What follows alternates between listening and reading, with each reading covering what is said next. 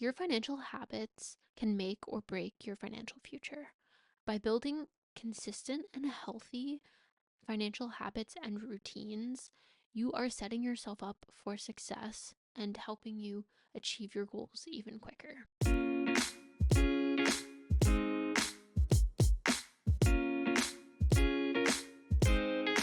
Hello, and welcome back to the Happy, Healthy, and Wealthy podcast, the podcast where we discuss personal finance with mindfulness and intention.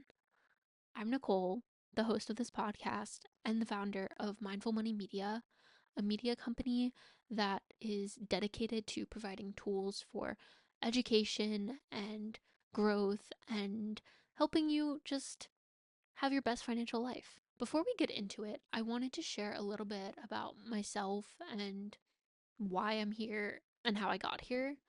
So, my journey started back in May of 2023. And at that point, I was just drowning in debt and I felt so much anxiety every night. I couldn't sleep. And I came to the realization that I needed to fix my situation. No one was coming to save me, and if I wanted to change things, I had to do it myself. It was up to me to take action. In doing so, I was able to pay off $24,000 of debt in a year and a half and counting. This experience was just so empowering that I felt I had to share it with everyone else who is in the same or similar situation.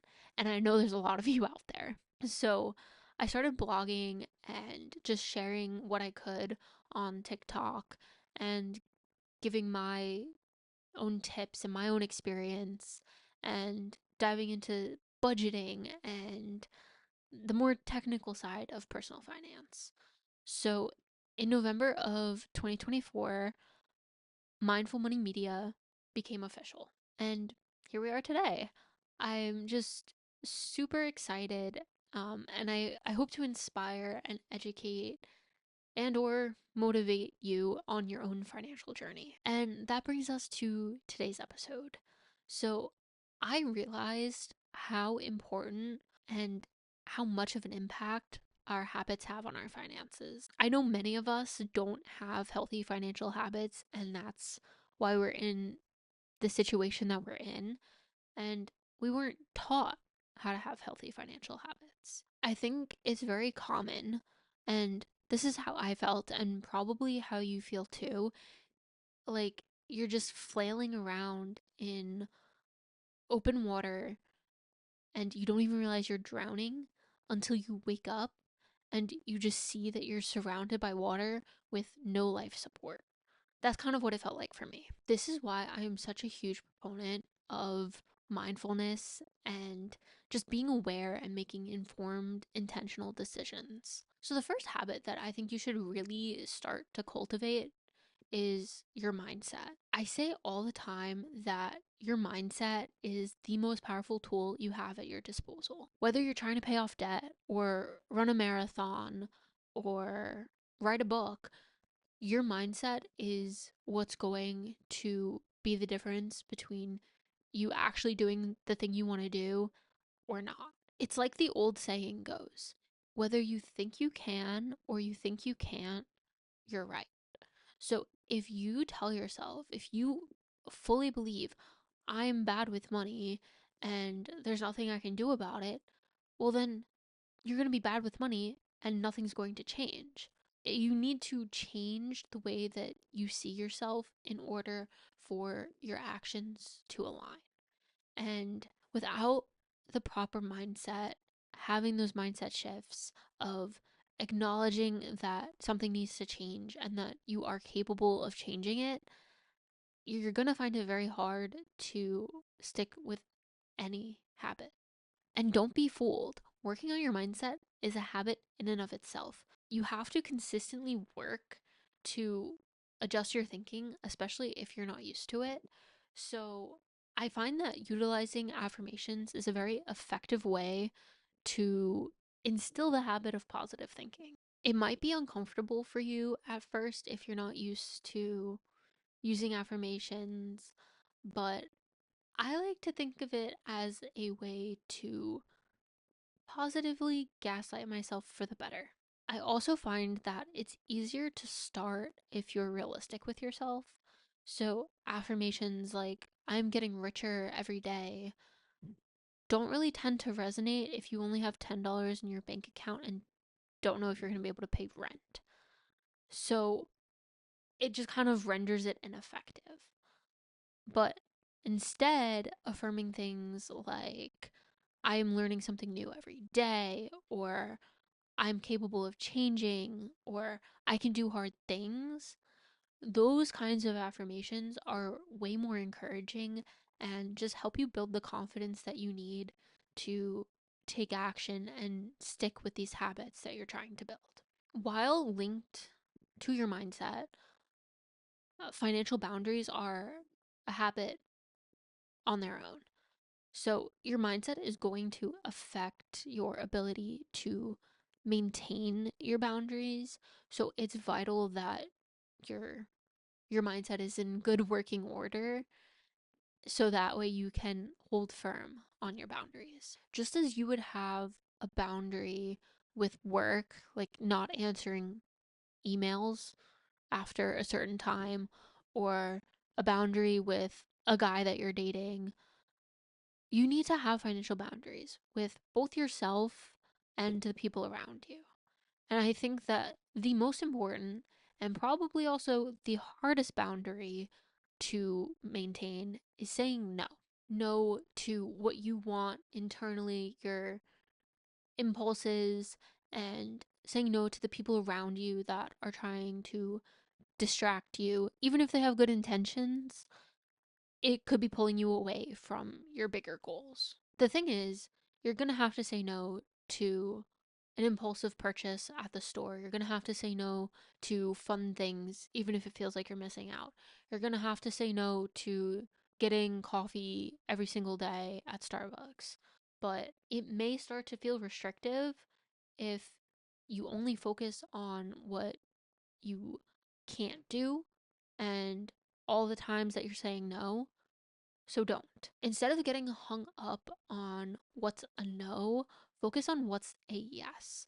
What are you doing instead of those things? And what are you gaining from not doing them? So instead of going out and getting a coffee every single day, you can make your coffee at home and have a nice morning ritual. Or instead of going on a weekend trip with your friends, have them over for dinner and make a nice meal together or have a potluck or something.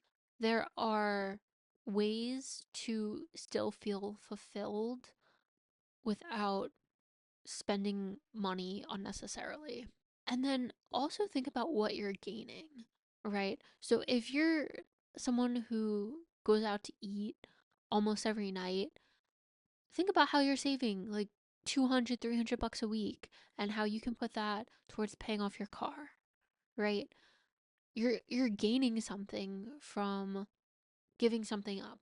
So, is it really a sacrifice if you're getting something better in return? Life doesn't have to be and shouldn't be miserable on your financial journey. I think that being too restrictive with yourself is the reason why a lot of people give up.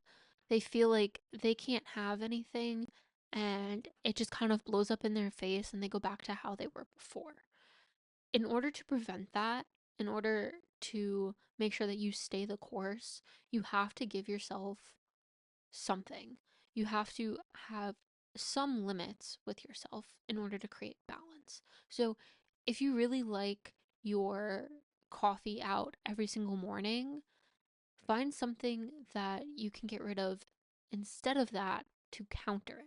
Find ways to incorporate a little bit of joy so you are less inclined, hopefully not at all inclined, to give up. Make sure that what you are allowing yourself is intentional and that it's not cutting into your goals. So if you say, I'm going to allow myself to buy one thing from the store every week, something that's not essential, something that's just for fun, make sure it's just one thing. Don't go crazy. Don't lose control. Keep your eye on the ball, girl. Being intentional is such a huge aspect of maintaining your financial boundaries and honestly, the whole financial journey in general, because you have to be able to avoid impulse purchases and be strong in the face of temptation, like getting a promo email from your favorite company that's having a sale.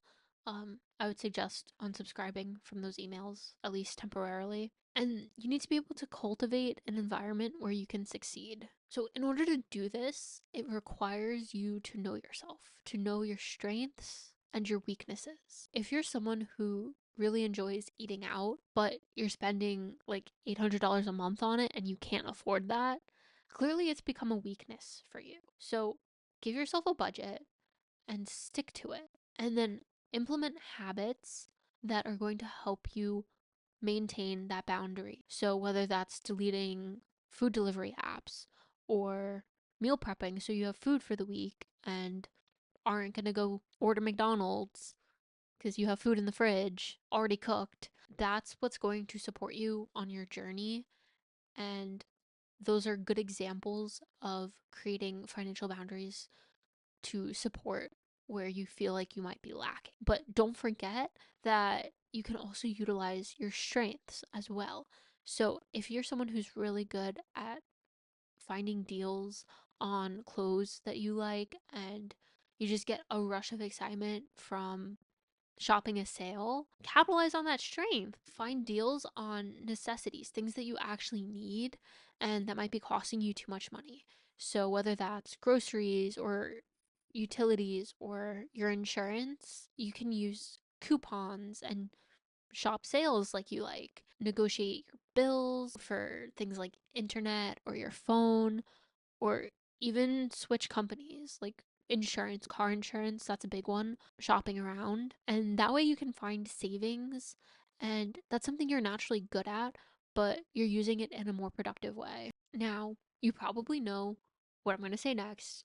You've probably been waiting for it, but a very important habit that you need to start doing if you haven't already is budgeting. Besides your mindset, I would say that budgeting is the single most important factor in turning your finances around. It forces you to know your numbers, to know what's coming in, what's going out, and just develop an awareness that helps you make better decisions with your money and helps you live within your means. Budgeting also basically forces you to develop other important habits like checking your accounts and monitoring your balances and making sure that your bills are paid on time. Budgeting is powerful not only because it arms you with the knowledge of what's going on with your own money, but because you're no longer going to be overdrafting and having no money left over at the end of the month. And if those things are still happening to you, something's definitely wrong. You should definitely go back and go over your budget because you're spending more than you're making. So you're probably going to either have to cut things out and or make more money. The point of budgeting is so that you can responsibly allocate your funds to your needs and your wants and your savings and investing and debt payoff, and you ensure that your obligations are met. So all of your necessities like your rent or your mortgage, your car payment, your utilities, your groceries for yourself and your family, putting gas in your car, all of those things are taken care of. And then with whatever money's left over, if there's any, hopefully there's any, you can spend that on fun, on going out to eat, or saving for a vacation or a down payment or something like that. There is so much peace of mind in knowing that your bills are taken care of. Like, you don't have to worry about having enough money for the basics. And there's so much flexibility to be gained with a budget. It really gives you the freedom to control your money, not the other way around. And that being said, with all of these benefits, you need to find a budgeting method that works for you so that way you can stick with it and reap the benefits. I'm personally a fan of spreadsheets. I just like how versatile they are. They're easy to use for me, and you can automate a lot of it, so it saves time. And if you're interested, if you're also a spreadsheet person, I sell the same exact template that I personally use and that I created myself on my website. So I'll link to that down below. But even if you're not a spreadsheet person, that's fine. That's okay. There are other methods that you can use, like the old fashioned way, pen, paper, or a notebook. Or if you wanted, you could print out a budgeting template and use that. And there are also apps out there to help you budget. I know that Dave Ramsey has an app, Every Dollar, and Caleb Hammer just came out with one. I'm pretty sure it's called Simpler Budget. So you can check those out as well. I think apps can be useful for a lot of people just because they're so convenient. It's right on your phone, so it's accessible. And I think a lot of them are able to link to your bank accounts. And so it can import all the data directly to the app, which is super useful and saves a lot of time. Speaking of saving time, setting up automations is going to help make the budgeting process a lot easier and a lot quicker and just save you time in general. So this is not exactly a habit because you kind of just set it up once and let it run, but I find that automating helps a lot of people because you don't have to think about it. You know that your bills are getting paid, and as long as you make sure that you have the money in your account, you're good to go. And of course, making sure to keep track of it in your budget. So, the first and most obvious automation is putting your bills on auto pay. It could be any bill from your rent to your utilities or your credit card. This ensures that your bills are paid on time and that you don't get charged any extra late fees or anything. So it saves you money. And the same goes for other debt payments like your car or student loans. Just put it on auto pay so you don't forget about it. Also important is automating your savings. So this is really important if you're trying to build an emergency fund or save up for some big important expense like a house or a car or a wedding. And if you're just getting started, you might not really be sure about how much you can afford to save or how much you need to save. So you might just kind of throw what you can at it when you can. But as you get to know your numbers better, you are going to be able to determine how much you can realistically put in your savings. Maybe it's $100 every payday that goes straight from your checking account to your savings account, preferably high yield savings account. Just do what works for you, whether it's 10 or 15% of your income. Work those numbers out. Of course, you can do this manually, but I just find that it saves time and ensures that you're not going to forget anything. And then you can also automate your investing as well. So, if you're lucky enough to have a 401k through your employer, especially if there's a match, I highly recommend taking advantage of that and utilizing that resource. Otherwise, if you don't, or even if you want to just invest extra, you can use accounts like an IRA, a Roth IRA, or a brokerage account just based on what your needs are. Now, I'm not a professional in this regard, so I can't tell you what to invest in. That's up to you, dog. Do your own research.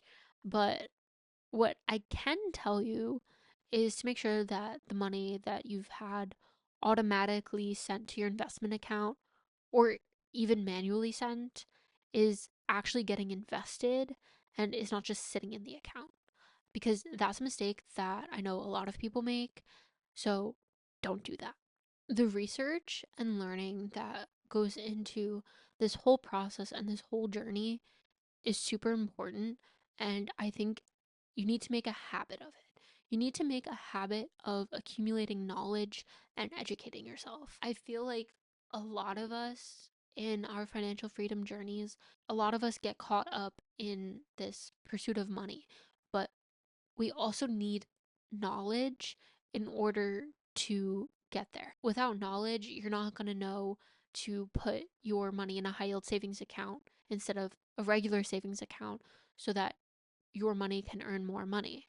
You're not going to know little things like that. You're not going to know how much you need to save and invest for retirement in order to have the kind of life that you want to have 40, 30 years from now. So it's very important that you make a habit out of reading books and watching YouTube and listening to podcasts like this one, take courses, or even invest in professional help like a financial planner or a financial advisor. Um, it is so important that you are able to make informed decisions.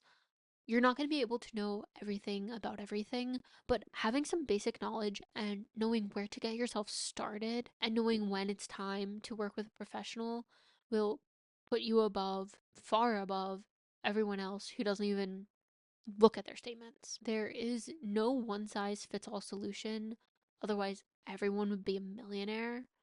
But what you can do is set yourself up for success by building healthy financial habits. Work on your mindset and your financial boundaries so that you can finally stop being your biggest op, okay? And focus on budgeting and living within your means and making a habit out of educating yourself and learning new things so that you can improve your knowledge and your skills in personal finance. The process, the journey is not going to be easy and it's going to take time, but it's time well spent.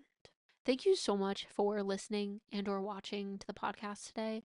It means so much to me and I'm just so stoked that I'm able to come on here and talk about something that I love to talk about and I'm so passionate about, and being able to build a business and a community around something that I love. So, if you enjoyed this episode, please like, subscribe, share with a friend, and most importantly, leave a comment of a financial habit that has helped you because we can all learn from each other here. Thank you so much once again, and that's all I have for now, but stay well, and I'll see you in the next one. Bye.